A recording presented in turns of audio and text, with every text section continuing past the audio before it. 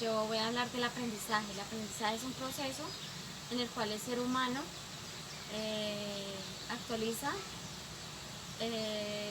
todos los días su comportamiento y se actualiza él en su conocimiento, en sus habilidades, en sus destrezas. El aprendizaje también tiene una entrada y una salida. La entrada es porque él adquiere el conocimiento adaptándolo a él mismo. Y la salida es porque si otro individuo le pide una explicación o le pide el qué es, el de ahí de lo que aprendió lo diga al otro individuo. El aprendizaje también se conoce como uno de los promotores en la vida del ser humano. El ser humano también debe ser constructivista con sus conocimientos para que sea también un resultado de todos los aprendizajes. También están en la práctica, también están en sus conocimientos y están el aprendizaje significativo que hace parte de lo que aprende también el ser humano escuchando, observando y captando todos los pasos de información. Hola a todos, mi nombre es Nicole Camila López Díaz y les voy a hablar acerca de la importancia de la motivación escolar. La motivación es el motor que nos permite actuar y en el entorno educativo es muy importante fomentarla y educarla. Por eso nosotros como educadores debemos tener estrategias para motivar a los alumnos a continuar aprendiendo. La motivación escolar es uno de los factores psicoeducacionales más importantes que se compone de necesidades, expectativas, tensiones, deseos e incomodidades. Es importante porque constituye un paso previo al aprendizaje y es el motor del mismo. Desde una perspectiva psicológica, la importancia de la motivación escolar incide en que por un lado es la fuente de energía para completar tareas y por otro lado influyen variables emocionales tales como el estrés, la concentración o el autoestima. Desde la perspectiva del alumno me gustaría destacar 4 enfoques que hacen importante la motivación escolar. En primer lugar, el enfoque humanista que fomenta la motivación intrínseca mediante la autoestima y el autoconcepto. En segundo lugar, el enfoque sociocultural que se basa en la sociedad y en la cultura en la que se desarrolla, fomentando la autorregulación. El enfoque conductista fomenta la motivación extrínseca mediante castigos y recompensas. Y por último, el enfoque cognitivo que fomenta la motivación intrínseca mediante cumplimiento de metas, logros o expectativas.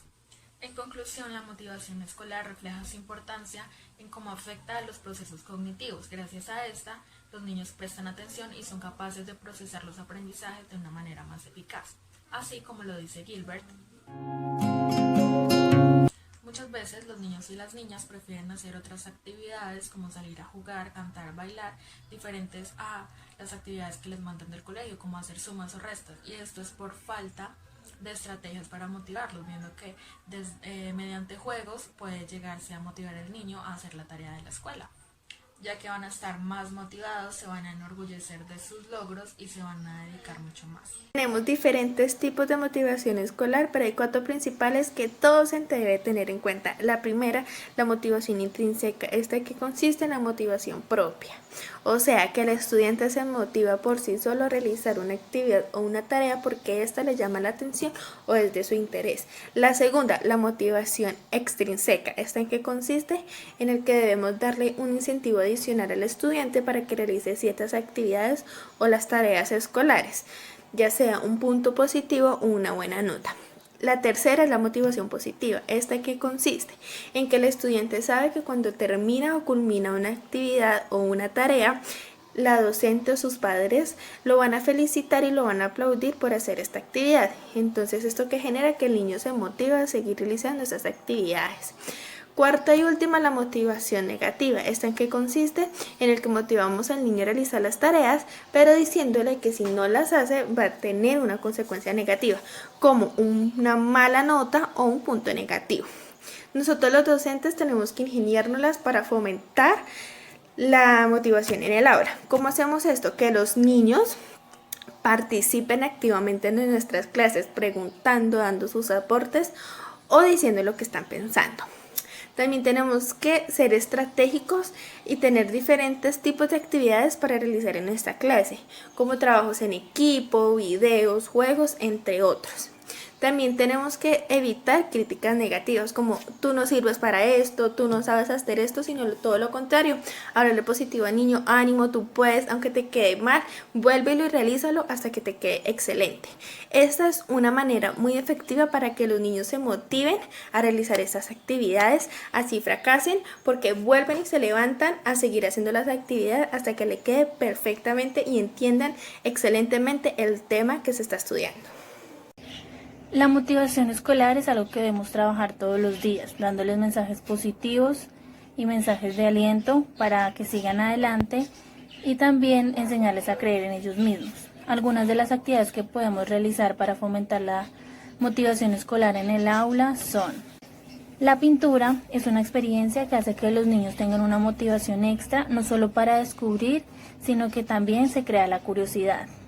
Otra actividad puede ser la música. Esta conecta sus emociones transportándolos a otros lugares, pero también puede ser de mucha ayuda para cambiar su estado de ánimo en momentos de bloqueo, ya sea dentro del aula o en la casa realizando sus actividades.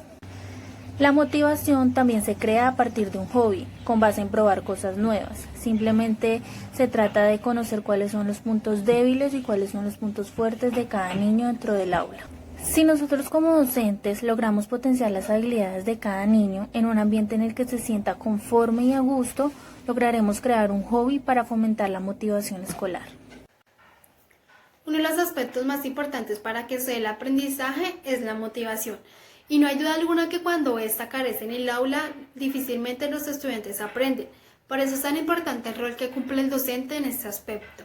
El docente debe reinventar, reingeniarse y buscar nuevos métodos pedagógicos que logren llamar la atención de sus estudiantes, despertar el interés y sobre todo despertar el deseo por aprender.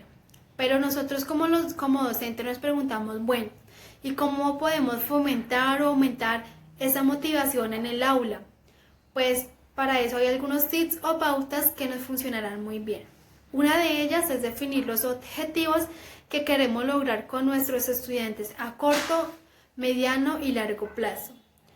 Saber muy bien del tema es muy importante, respetar las opiniones de nuestros estudiantes para así generar confianza en ellos, incentivar la participación, evitar el negativismo, conocer sus gustos, elogiar y valorar el buen trabajo, pero también incentivar a aquellas personas que hacen trabajos erróneos para que los mejoren. Por lo general en el aula siempre encontramos a aquel estudiante aplicado, juicioso, responsable y aquel que es totalmente lo contrario, desjuiciado, perezoso.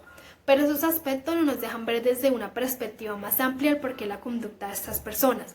Para llevar esto al plano más real, por ejemplo, si en el salón encontramos un estudiante que nunca presta atención, que siempre se entretiene con sus compañeros y nunca presenta trabajos a tiempo, a este estudiante se le debe caracterizar por falta de atención o por perezoso.